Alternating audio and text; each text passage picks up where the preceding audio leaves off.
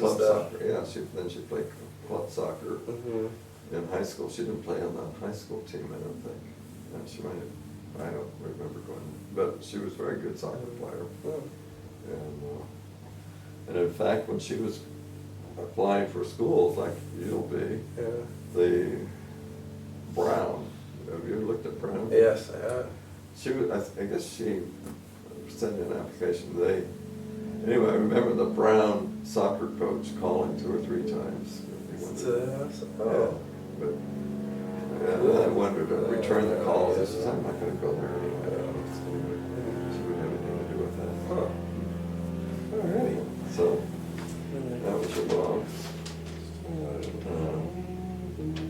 She always had boyfriends, you know. Really? High school, she had boyfriends. Oh man.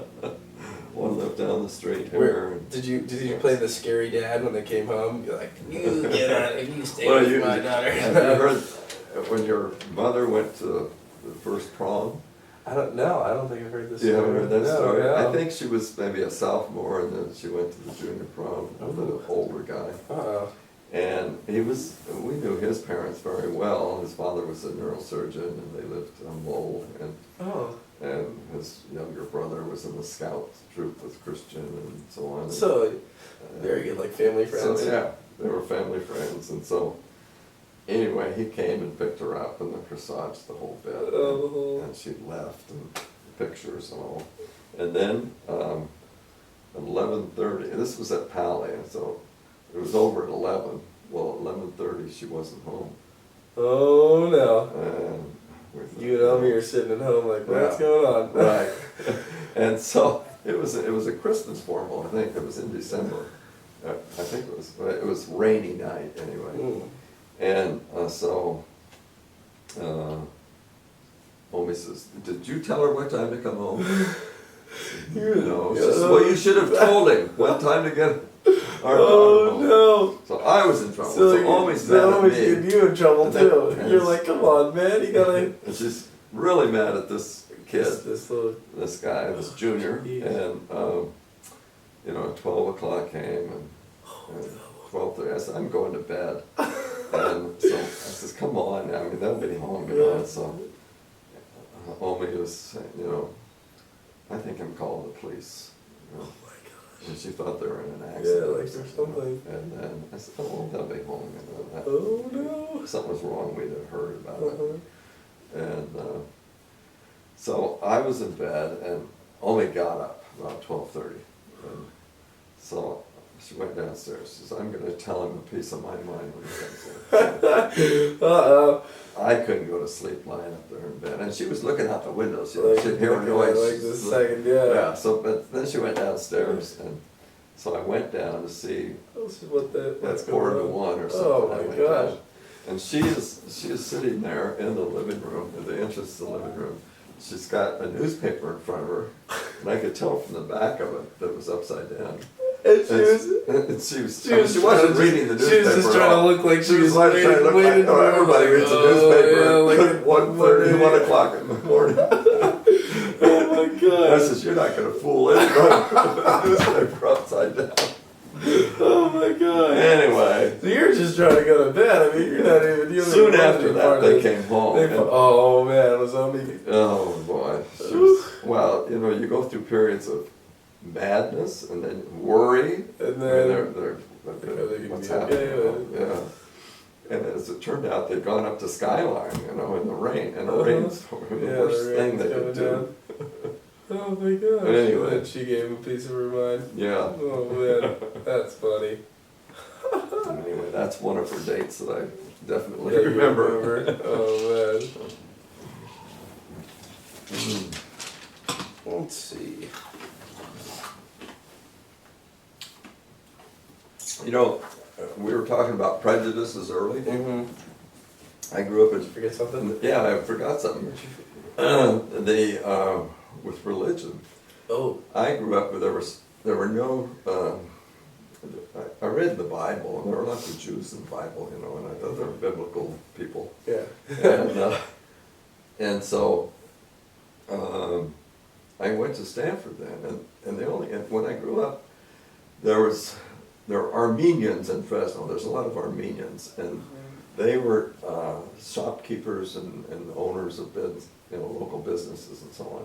Mm-hmm. And so my dad had to deal with them, to buy seed from them or tractors or whatever. Yeah. And so he would call them the Fresno Jews. I mean, and that was, so Kind of I was, discriminatory. was built with a Armenian prejudice, see.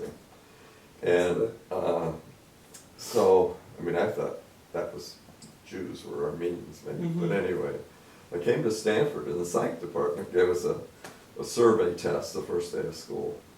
And I could tell what 3 or 4 of these questions kind of had to do with prejudices, Uh-huh. And I was not prejudiced against Jews. No, they were biblical characters and so on.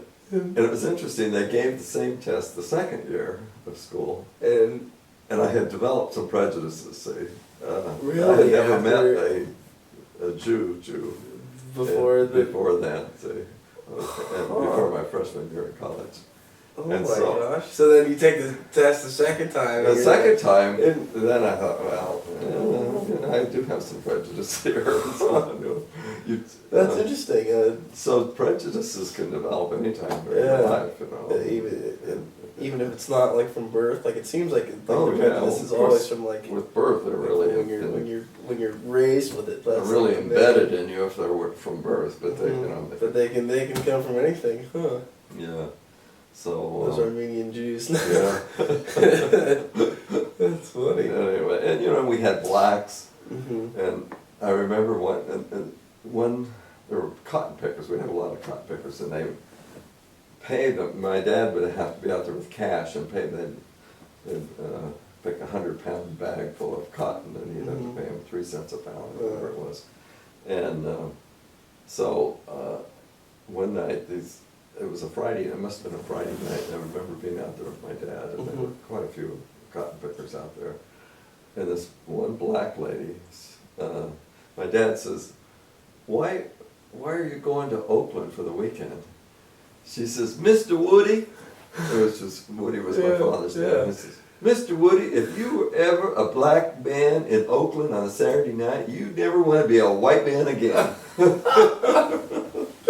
Oh my gosh! What did he say to that? He was like, I mean, that's convincing enough right there. He didn't know what to Oh say. my gosh, that's a good comeback. So Saturday night in Oakland, Mr. Woody, that's the. even when I was growing up, was wild. That's the place to be if you're a black man, huh? Yeah. Saturday night in Oakland. Oh. Mr. Woody. They all call him Mr. Woody. Yeah, Mr. Woody. Yeah. My uncles, my father's brothers were named after presidents. A lot of them. Really, they were? Uncle George Washington. His oldest. So it wasn't that they ran out of names, because their first child was named George Washington. It's just they're just very like patriotic and stuff. I guess. Hiram Johnson and Oh. California governor, I think. And Who was president when you were going through like middle school and college? Like, what were the presidencies at that time? I don't really. well, in elementary school, Roosevelt was That was- president okay, during the so Second like World the- War. Then I could remember when he died, and then I could remember when the war was over, because they went out of school most of those days, I think, when that happened. And then Eisenhower came in after that.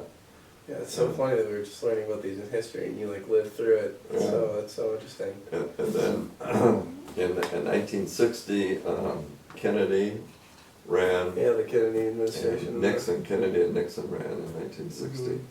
And Do you remember Watergate? Like, was that yeah, significant at all to you? yeah, Like in yeah. your life? Oh, Like, yeah, it very was like much a so. big, Yeah, it was big a time big thing. deal, yeah. And anyway, when I was in Alaska in 1960, in the fall of '60, which was an election year, and Nixon and Kennedy both came to Anchorage because I think they made vows to go to all 50 states or something. And so they came to Anchorage, and they were in the high school gymnasium, which is no bigger than Valley's high school gymnasium. or smaller. 2 maybe. presidents, that's a big deal. And so I went and listened to both of those presidential candidates, Huh. you know, when they were running for office. Wow. Voted in the first, I think in 1960, I think was the first presidential election in Alaska, Huh. because it must have become a state in Yeah, the it late just became a 50s. state. I can't remember when it was, but Were you like politically influenced? Like, were you one-sided growing up, or like, did you not really? I mean, I personally, I don't really give much of a yeah. hoot about. Our family Politics tends not to be real. Yeah, we're not strong. very radical or anything like that. But You know, were your parents at all, or was it? It wasn't really much of a- you know, my father was, I think, more of a Democrat, but then as he became more of an entrepreneur, not an entrepreneur, but a self-made farmer, I think he was more conservative, or became more like a Republican in his later days. And so he was, as I knew him, he was mostly what you would identify as Republicans today. In California, you could vote for either party, you didn't have to be registered. Nowadays, you gotta be one or the other. And, but he was always, he wasn't religious, he had no religion, but he was probably as good a Christian as I ever knew. And he didn't, my mother took the kids to Sabbath school every Saturday, and he went along with that. We were, the Seventh-day Adventists were vegetarians, but we did eat meat. So my mother was a moderate vegetarian, like we were not vegetarians, but just like kind of. We didn't eat a lot of pork. Had like the mindset kind of. Yeah. Just like, so for me to give up bacon was pretty easy because I never really got hooked on it. But that was. Yeah. So. Yeah, exactly. And then like for me too, it's like we really don't. We're not a very radicalized family. Did you have any like radical friends? Like it seems like at Pally now these days, every kid is a super radical. Like, it's like you guys are in high school. Why are you worried about politics? Right. No, I don't think I mean, I'm sure we paid attention to it some, but not like today. Yeah. Well, plus the communications is so different. It's so much. Like you was talking definitely. about how immediately you get news from wherever it is in the world. Like do you remember the fireside chats? Was that Roosevelt? Or was it? Yeah, Roosevelt had fireside chats. Yeah, And I don't remember those because those were on radio. Those were radio chats. Did you take just American history this year? That's the reason I know all these things. Like, I just took the class on them. So when I was a junior, I was class president, I think, or something, and we'd have our meetings during American history class. And so I only attended about half of the classes, and so, in fact, the girls in the class would turn in the papers for me. Do the quizzes. Shoot them a wink and have them do it for you, huh? And anyway, I got an A in American history, but I didn't learn until I was an adult. So did you, like, I wonder what they learned in American history back then. It's so funny that, like, the stuff we learned is like what you lived through. Like, right. Do you remember? You know the things that you asked me what changed the most. One thing that and your father put me onto a book that explains all of this about this, but the containerization of shipping has changed the world as much as a lot of things. Really? How so? Because China would not be China if it weren't for containers. Because their output is shipped over here and put into containers. We ship back to them in containers. Really? Before the containers weren't developed until the 60s, it started, and really in the last 20 years, 25 years, has it become really big. Before then? So not only telecom, being able to talk, but to be able for goods to move about the world is almost as quick that's just as big. That's another big thing. It used to take 30 days to get from China to here on a ship. Yeah. Now it's a container ship I think only takes 4 or 5 days Yeah. to get the Panama Yeah. Canal. And they're doubling the size of the Panama Canal just to get bigger container ships Yeah. full. But anyway, so China would have never developed like it's done in the last 30 years. If it wasn't and they're for- going to be that's what you're going to deal with, you know, when you sit down Yeah. with your what it's gonna grandchild, be like. What's it grandson, gonna be like?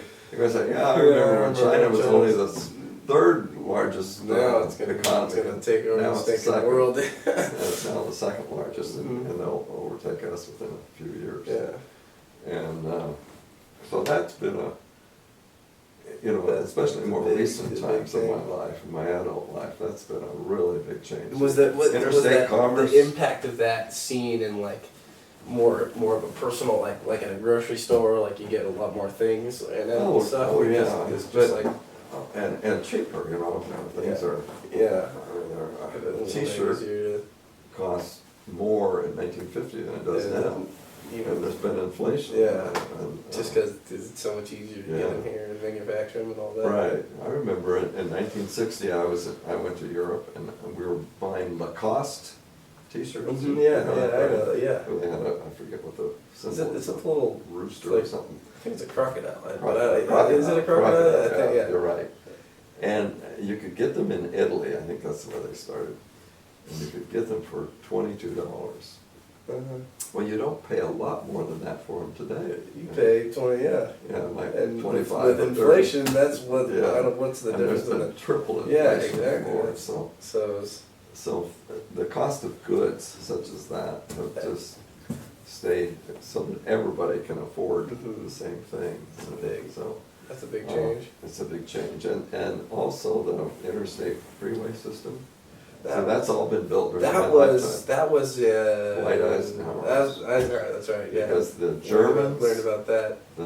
Hitler developed the Autobahn. It was called the Autobahn system in Germany, Mhm. so that they could Get all things the military Yeah. things. And so the Autobahns were as a result of Hitler, and Eisenhower was a commander of the Supreme Allied Forces. And he could see how they had the advantage because they can move stuff around. So in his administration, he introduced the interstate freeway system. That must have made things a ton easier They put a as well. tax on truck tires, Something like that, just to and to put start it in. building it in gasoline tax.